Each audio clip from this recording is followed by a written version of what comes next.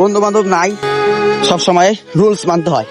Saudi সরকার ভেঙে ফেলছে, এখন যদি দইরা আমার বাইন্দা ফিয়া দেয়। ফজরের পরে পরিবেশটা যে এত সুন্দর, যদি নিজ চোখে না দেখেন বুঝতে পারবেন না। আসসালামু আলাইকুম গাইস, সকালবেলা চলে আসলাম মাঠে। পুরা একটা মাঠ, যেদিকে তাকাবেন সেদিকে মাঠ, আর ওদিকে লাইট অনেক দূর। লাইট দেখতে যাচ্ছে কাছে, কিন্তু না, লাইটটা আমার থেকে অনেক দূরে। আপনাদের সাথে কথা বলতে বলতে ওই জায়গার থেকে আমি চলে আসলাম এই জায়গায়।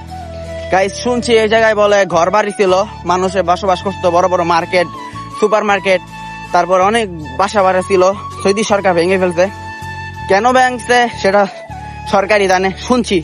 বাট আপনাদেরকে বললাম, দেখেন ফজরের পরে পরিবেশটা যে এত সুন্দর, যদি নিজ চোখে না দেখেন বুঝতে পারবেন না।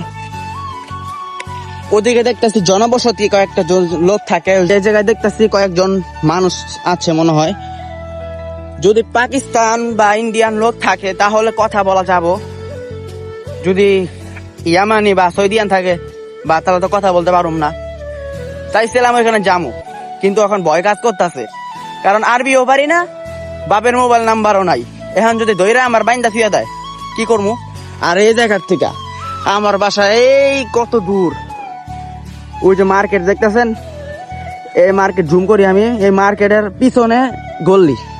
আমি মাঠে শেষ পর্যন্ত বানাই, এখানে পুরাটা মরুভূমি বানাইছি। দেখেন আমি পুরাটা বানাইছি মাঠ খেলার লিগা। এখানে মনে করেন বন্ধু বান্ধব নাই, কয়েকটা বন্ধু বান্ধব থাকতো, সকালবেলায় খেলাধুলা করা পারতাম। এটা হলো একটা ইউনিভার্সিটি, একটা কলেজ ইউনিভার্সিটি। এটা নিয়ে দেখলাম একটা ভিডিও বানাবো, দেখি পারি নাকি। এটা একটা কলেজ, সৌদিয়ান সব থেকে ভালো কলেজ। আর সকাল আস্তে আস্তে হইতাছে, এটা সূর্য উঠতেছে। সকালে পরিবেশ পুরাই অসাধারণ, যা বলার বাহিরে। হাঁটতে হাঁটতে চলে আসলাম ওই মাথার থেকে, ওই যে মাথা, ওই মাথার থেকে এই মাথায়।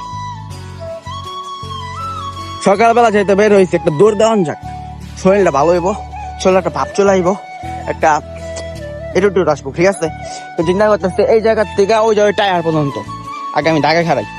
সবসময় রুলস মানতে হয়, যদি কেউ আশেপাশে নাও থাকে তাও রুলস মানতে হয়। ঠিক আছে, আমি আমার টার্গেট হলো টায়ার পর্যন্ত।